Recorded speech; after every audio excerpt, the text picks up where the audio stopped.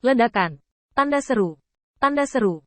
Di malam yang gelap, Qin Yichen dan orang banyak akhirnya memancarkan sinar kecemerlangan terakhir dan memotong sinar terakhir malam gelap tempat debu disegel. Dalam sekejap, mereka melihat kecemerlangan mengerikan bersinar. Kecemerlangan, peri kecil menari bersama, dan warna-warni berkumpul bersama. Sangat mempesona, tetapi itu tidak akan membuat Qin Yichen merasa tidak nyaman. Itu adalah kekuatan paling murni antara langit dan bumi. Alam berwarna-warni, tetapi bahkan jika sangat murni, itu tidak menunjukkan ketajaman. Sama seperti alam, ia lahir di langit dan bumi, tetapi tidak bersaing dengan langit dan bumi untuk kemuliaan dan keuntungan, meninggalkan semua makhluk di dunia. Kecemerlangan yang menyala membuat Qin Yichen melihat masa kejayaan langit, membuat darah dan kekuatannya mendidih hingga ekstrim. Hijau zamrud seperti lembah, seperti segala sesuatu yang bertunas. Malam tiba dan matahari terbit, semua roh pulih, dan segala sesuatu mekar. Cahaya keemasan, yang seperti bayangan pedang dan pedang, penuh dengan kekuatan, kemarahan meningkat, bersemangat, dan cahaya adalah yang paling menyilaukan. Itu seperti momen paling energi hari ini. Kecemerlangan yang tak terhitung jumlahnya masing-masing memiliki jalan yang luar biasa, menyatu menjadi satu, berubah menjadi serangkaian daun, dan ada tanaman merambat yang menghubungkan daun satu sama lain, secara bertahap membentuk karangan bunga dan daun. Karangan bunga melayang dengan tenang di udara, menerangi sekeliling, sehingga Qin Yichen dapat melihat dengan jelas bahwa malam yang gelap ini tidak besar, dan semua yang mereka temui barusan sungguh luar biasa. Dan karangan bunga ini adalah harta para elf. Ini adalah karangan bunga yang diringkas dari jalan alami. Dan itu juga merupakan mahkota, yang merupakan pengakuan akan kekuatan dan kemuliaan yang diberkati oleh jalan alami. Para elf lahir di alam dan hidup di alam, dan berkah alam adalah harta yang paling penting bagi mereka. Karangan bunga perlahan melayang, menaburkan kecemerlangan, memberkati Qin Yichen dan orang banyak, membiarkan mereka melonjak dengan kekuatan dan melonjak lagi, seperti sebelumnya. Itu bisa membuat leluhur bayi darah lebih muda. Saat karangan bunga melayang ke atas, Qin Yichen dapat melihat dengan jelas bahwa ini adalah kuil warna yang tersembunyi di malam yang gelap, dan di bawah karangan bunga, ada serangkaian patung. Itu menyerupai patung, dan tampaknya setelah para elf duduk, mereka telah berubah menjadi sulur pohon yang hidup. Patung dan sulur pohon itu terjerat sampai para elf di atas memegang postur memegang tangan mereka, menunggu mahkota datang. Itu adalah pemandangan para elf yang berdoa kepada alam. Tolong berkahi langit dan bumi, dan mohon semua kecemerlangan indah di alam untuk menerangi dunia. Meskipun mereka tidak peduli dengan dunia, mereka selalu berpegang pada alam. Adegan ini menggerakkan Qin Yichen secara misterius, dan dia bisa merasakan kesempurnaan dan keindahan para elf. Mereka tidak ada hubungannya dengan dunia, dan bahkan pada awalnya mereka akan dianggap oleh ras lain sebagai kesemak lembut dengan harta tetapi sangat lemah. Para elf menari di alam, dan karangan bunga kembali ke tahta dikelilingi oleh para elf, menunggu kelahiran raja baru untuk membawanya. Namun, ketika Qin Yichen terdiam dalam kecemerlangan yang indah ini, dia tiba-tiba melihat telapak tangan lain berkumpul di malam yang gelap di bawah karangan bunga. Seolah-olah dia ingin mencuri buah. Dia tiba-tiba bergegas menuju karangan bunga. Ledakan. Tanda seru. Tanda seru. Karangan bunga tiba-tiba bergetar. Kecemerlangan bersinar. Dan itu berayun. Seolah-olah melepaskan tangan hitam yang ingin mencuri dunia. Tetapi itu juga membuat hati Qin Yichen bergetar. Inikah kekuatan Raja Dewa Malam Abadi? Tanda seru. Kenapa kekuatannya masih tersisa?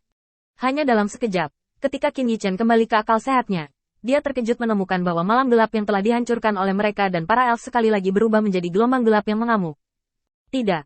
Dibandingkan dengan malam sebelumnya, arus bawah ini bahkan lebih menakutkan. Itu benar-benar horor yang menyesakkan. Kali ini tidak akan ada yang disebut cahaya di malam yang gelap. Malam yang gelap memberkati segalanya, apalagi lonceng dan peluit sekecil apapun. Melihat gelombang gelap yang digunakan untuk melawan mereka seperti banjir, Qin Yichen hanya memiliki satu perasaan, yaitu sekali terperangkap di malam hari, dia akan mati. Tidak akan ada harapan. Dengan kekuatan putus asa seperti itu, Qin Yichen tiba-tiba menyadari. Kekuatan Raja Dewa Malam Abadi akan datang. Ledakan. Tanda seru. Tanda seru. Qin Yichen panik, dan suara keras itu membuat mereka gemetar lagi. Hanya mendengarkan goncangan dunia, Qin Yichen mengangkat kepalanya dengan keras, dan sekali lagi melihat bahwa Dinghai Divine Needle membentang ratusan juta mil melintasi langit berbintang, tetapi dicekik oleh telapak tangan besar yang gelap. Monyet bau, bukankah kamu mengatakan kamu ingin melawanku? Kamu bersembunyi di gunung untuk menjadi raja gunungmu, dan raja ini telah bertarung melawan langit. Kamu bukan lawan raja ini. Tidak pernah. Deru medan perang Qi Yuan Dou Tian membuat kegelapan bergetar, tetapi di mata kerumunan Qin Yichen, cahaya berkobar Dinghai Divine Needle secara bertahap diliputi kegelapan dan menjauh dari mereka. Xiao Bai, cepat. Eternal Night God King mencarimu. Qin Yichen ketakutan. dan Raja Malam Abadi benar-benar kembali. Tidak. Bukan hanya Raja Dewa Malam Abadi. Alasan mengapa mereka bisa melakukan langkah ini karena ada Raja Kera Tujuh Dewa. Dan sekarang, tampaknya Raja Dewa Malam Abadi dan Leluhur Hitam telah bergabung. Dan yang terakhir menekan 7 monyet. Dan Raja Dewa Malam Abadi turun ke kota untuk membunuh mereka. Ats, Rajaku, aku memberimu kesempatan. Raja Evernight benar-benar marah. Segel yang dia tinggalkan di tanah Evernight ingin mundur dengan semut ini lebih dari sekali. Dan dia bahkan membuat konsesi untuk memberi Bai Guansing wajah yang cukup. Tetapi semut-semut ini merasa bahwa konsesi dan kebaikan Raja Surgawi menjadi keberanian mereka untuk menyakiti diri mereka sendiri. Anak Baize, kamu tidak bisa menyelamatkan siapapun. Sama seperti saat itu. Eternal Night God King sangat kejam. Semut-semut ini, serta putra-putra Baize, akan ditelan oleh malamnya yang gelap. Saya melihat gelombang gelap terus-menerus melonjak, menumbangkan yang sebelumnya.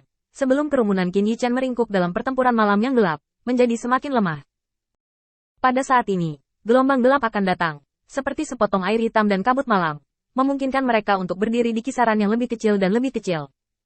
Yang paling menakutkan Qin Yichen adalah bahwa di bawah gelombang gelap, bahkan kecemerlangan mahkota peri tidak dapat dihentikan.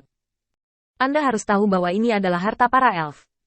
Setelah dipenjara dan disegel di sini selama bertahun-tahun, Raja Dewa Malam Abadi tidak dapat digunakan untuk kepentingannya sendiri, dan telah menjadi harta yang hanya dapat dilihat dan tidak dapat digunakan. Dapat dilihat bahwa mahkota peri juga diberkati oleh para dewa, atau itu adalah harta tertinggi itu sendiri, membuat jalan para dewa sulit untuk diserang. Tetapi pada saat ini, dia tidak bisa menghentikan Raja Dewa Malam Abadi untuk datang. Qin Yichen dalam keadaan ngeri. Hanya dalam sekejap, semua hal baik ditelan oleh malam, dan mereka bahkan tidak punya jalan keluar, karena malam yang agung dan tak terbatas datang dari segala arah. Raja Dewa Yongye marah, jika bukan karena Kiki yang menutupi semut-semut ini. Apakah dia akan menanggungnya sampai sekarang? Dia memberi semut-semut ini pilihan dan memberi mereka cara untuk bertahan hidup, kecuali semut di istana kayu. Semut-semut lainnya dengan tidak hati-hati memilih jalan buntu. Karena kamu telah memilih jalan buntu, maka matilah di sini.